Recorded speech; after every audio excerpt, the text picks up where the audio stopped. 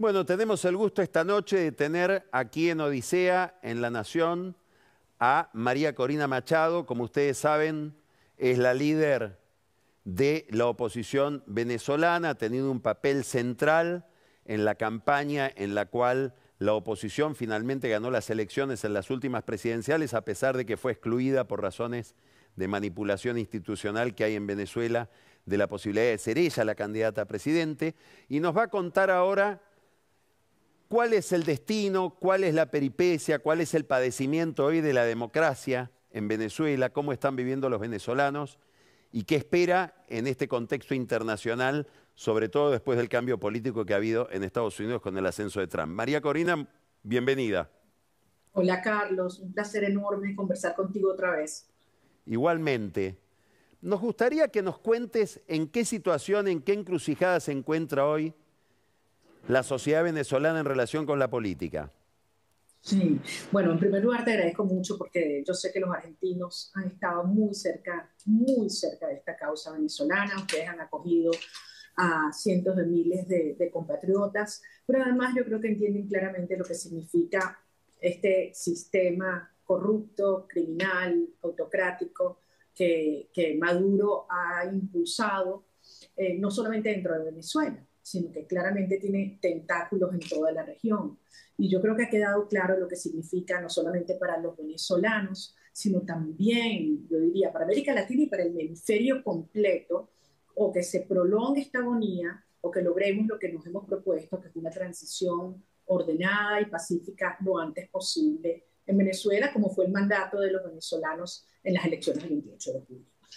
Aquí no estamos enfrentando una dictadura más, una dictadura convencional como la que existieron en nuestros países en el siglo XX. Estamos enfrentando un sistema totalmente criminal, aliado con las peores redes del crimen del planeta, a las cuales el régimen chavista, madurista, le ha ofrecido el territorio venezolano como un santuario, desde los carteles de la droga, las guerrillas, los grupos islamistas extremos, los agentes de Rusia, de Irán, de China, es decir, que están operando activamente en Venezuela y que han logrado que mi país, que fue, como tú sabes, una de las democracias más vibrantes, de las naciones más ricas del hemisferio, pues hoy sea un país incluso más pobre que Haití, con casi el 30% de la población regada por el mundo entero.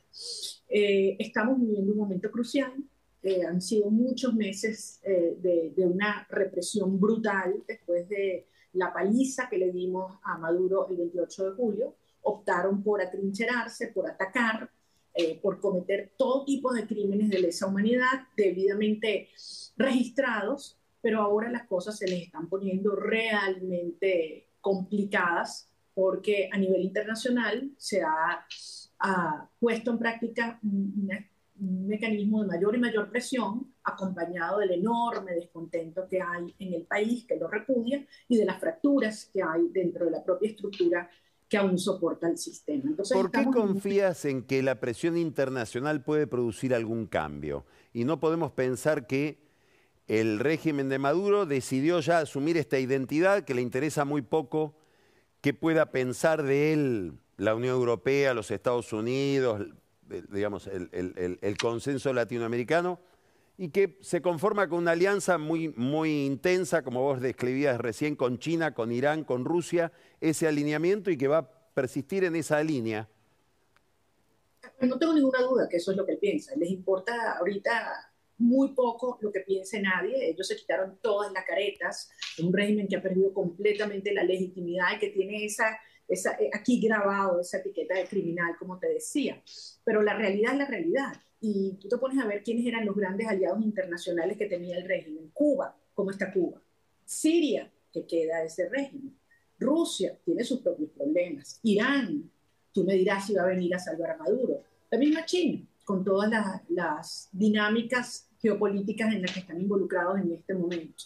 Te pones a ver los mismos aliados ideológicos históricos de este sistema, que hoy están en los gobiernos, digamos, de Petro, o de Lula, o en México, tampoco quieren acercarse a un actor que se ha convertido en absolutamente tóxico, porque yo creo que ha quedado claro que el tema de Maduro no es un tema de izquierdas o derechas. O sea, nosotros tenemos hoy en día el apoyo de gobiernos que están en posiciones ideológicas muy distintas, desde Chile, pasando por Argentina o por Panamá o por Canadá. Es Me decir, interesaría que cuentes un poco el papel de Brasil en todo esto. Brasil, el gobierno de Lula tuvo un conflicto muy marcado con el gobierno de Maduro por la pretensión de Maduro de participar de la reunión de los BRICS.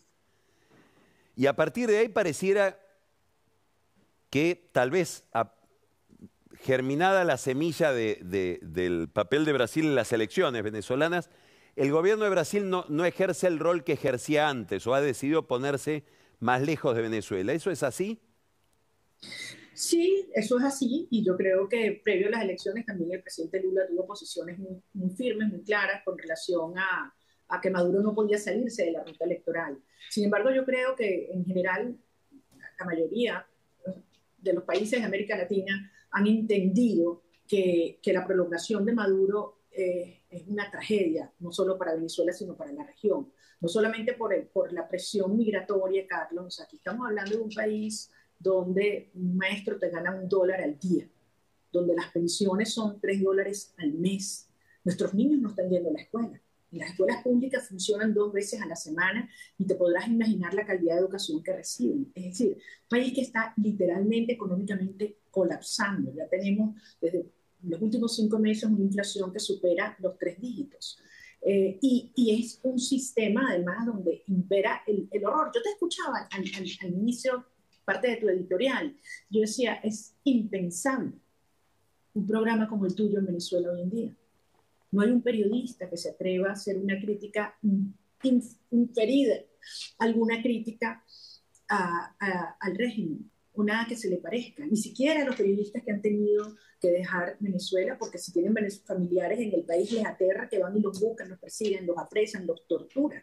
Entonces, estamos viviendo una situación que es absolutamente insostenible. Por más que Maduro se aferre y no le importa el destino de Venezuela. Ahora te quería preguntar por un tema que no es un tema que esté en la primera plana de los diarios, pero que puede tener novedades en el futuro inmediato. Toca indirectamente a Brasil, que es el conflicto con Guyana y la posibilidad de que haya un conflicto casi bélico ahí, que ya se insinuó en el pasado, que reaparece ahora. Ahí hay un foco de tensión que puede dar sorpresas, me parece. ¿Cómo ves vos ese problema? Fíjate, ahí hay varias cosas. O sea, como venezolana te puedo decir, que además he estudiado este tema, que los derechos de Venezuela históricos están más que registrados y documentados. Chávez y Maduro, siguiendo instrucciones de Fidel Castro, tuvieron una actitud de cambio total a lo que habían sido los 100 años previos de la lucha por Venezuela, por hacer valer nuestros derechos.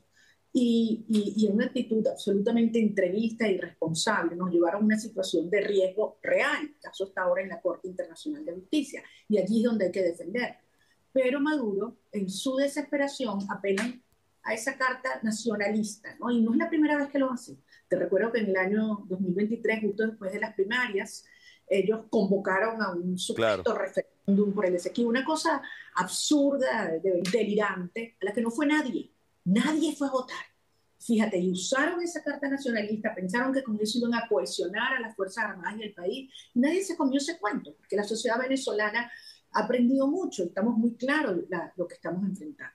Ahora, una escalada bélica que algunos temen, para mí sería ya la sentencia de muerte definitiva del régimen y del sistema, es terminar de aislarse de absolutamente todo el mundo, hasta China. China hoy en día tiene una producción de petróleo que es 4 veces lo que produce en Venezuela en Guyana, en las aguas, en la zona, en las áreas marinas, en la plataforma. Entonces, hoy en día no tendría en contra a todo el CARICOM, tendría en contra a China, tendría en contra a Brasil, tendría en contra, por supuesto, a Estados Unidos, Europa. Entonces, es un mecanismo de aislamiento tremendamente riesgoso y yo creo que las mismas Fuerzas Armadas no acompañarían a Maduro en esa locura.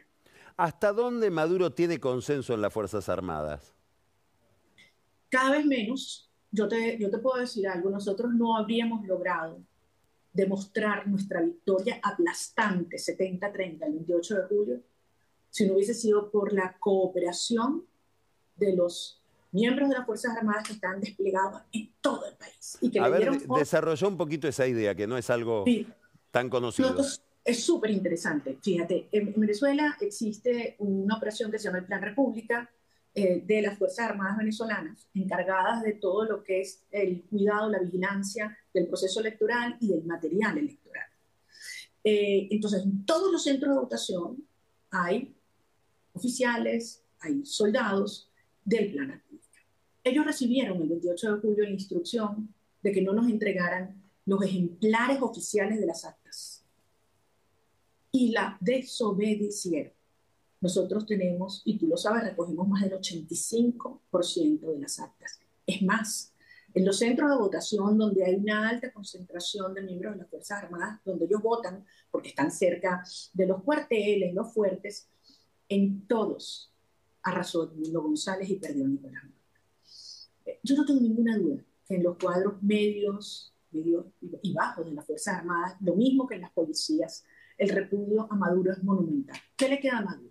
Las armas y el dinero criminal. Y tú dirás, bueno, con eso se han sostenido muchos regímenes durante mucho tiempo. Yo sí, pero cada vez menos, porque como estructura criminal, cuando le empieza a fallar el dinero, cuando empieza a cortársele los flujos de dinero, las tensiones internas comienzan a hacerse visibles y a exponenciarse. Y eso es lo que está pasando en este momento en las estructuras que le quedaban de apoyo a Nicolás Maduro. Vos tuviste un equipo de campaña, siendo candidata a presidente, que está, creo que, en lo más importante de ese equipo de campaña está como preso en la Embajada Argentina en Caracas, embajada que está administrada por Brasil, con dificultades enormes porque no los dejan salir de ahí, tampoco pueden dejar el país. ¿Cuál es la situación de esos venezolanos que están ahí encerrados? Horrible, horrible, indescriptible. Imagínate lo que nos pasó a nosotros el 20 de marzo del año pasado, ya tienen más de un año. En 12 horas, Nicolás Maduro decidió meter preso y ordenar que metieran preso a todo el equipo de campaña. Todo el equipo de campaña con los que teníamos años trabajando a pocos meses de una elección.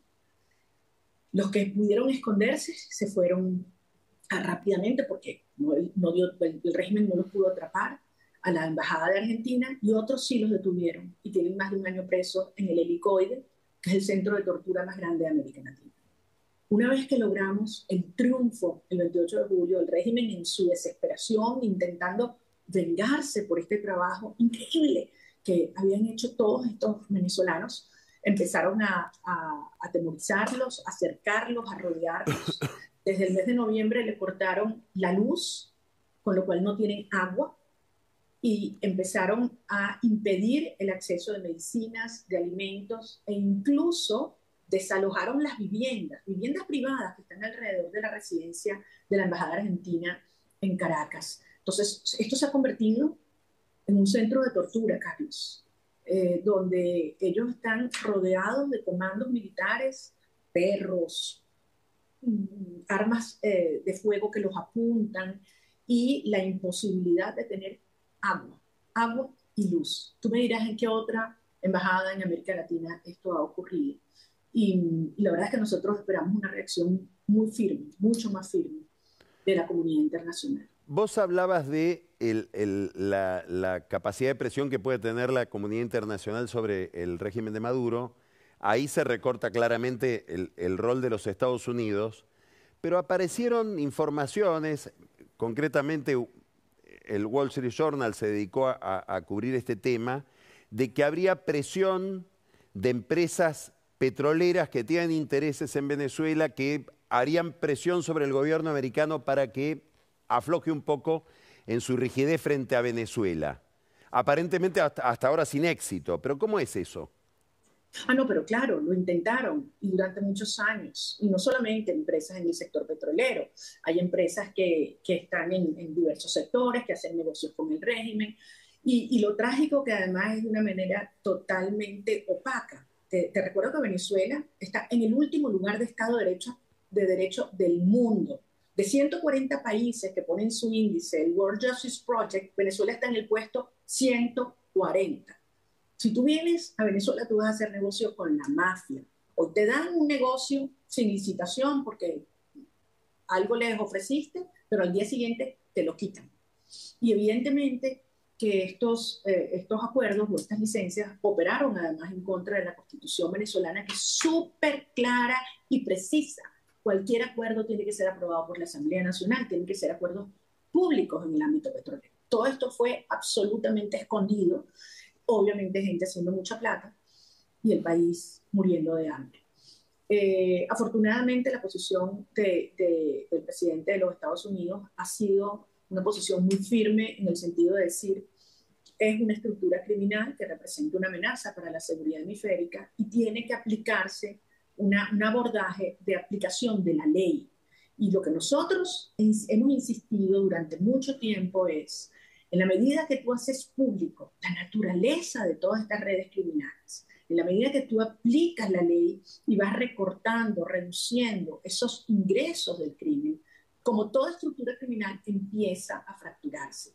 Y eso es lo que nosotros le pedimos, no solamente al gobierno de los Estados Unidos, de Canadá, de Inglaterra, de Europa, de Argentina, de Panamá. Es decir, que toda la información que se conozca, que se haga pública, es más, que la Corte Penal Internacional, donde está cursando una investigación que tiene 5 años, se defina de una vez por todas. Hace pocos días estuvo el canciller de Chile, me imagino que tú lo habrás visto, presentando las pruebas en el caso del teniente Ojeda asesinado en Santiago de Chile, de sus vínculos con el Tren del Agua y a su vez con el régimen venezolano en la Corte Penal Internacional. Entonces, este es el tipo de cosas que es muy importante que avancen rápido en este momento, porque son acciones que van debilitando la estructura represiva del régimen, que es lo único que le queda. Lo único que le queda es las armas y la violencia. Más María nada. Corina, Y eso hay que romper.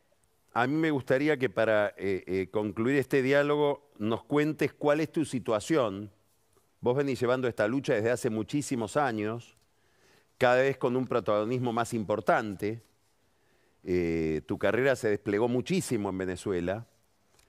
Te convertiste en la figura principal del disenso frente al régimen y todos sospechamos que debe ser difícil tu vida ahí, pero nos gustaría que nos cuentes vos personalmente cómo se despliega o cómo se desarrolla la vida de alguien tan caracterizado como alguien que lidera la vereda de enfrente a Maduro. A ver, desde el día de la elección, la arremetida del régimen ha sido brutal contra todos los que estuvimos involucrados en el triunfo del 28 de julio. Como te dije, todos mis compañeros, todos los que estuvieron involucrados, a todos los niveles, hasta los testigos, monitores de mesa, fiscales, están o presos, o asilados, o exiliados, o escondidos. Maduro me acusó de terrorismo, dijo que yo tenía que estar presa el resto de mi vida.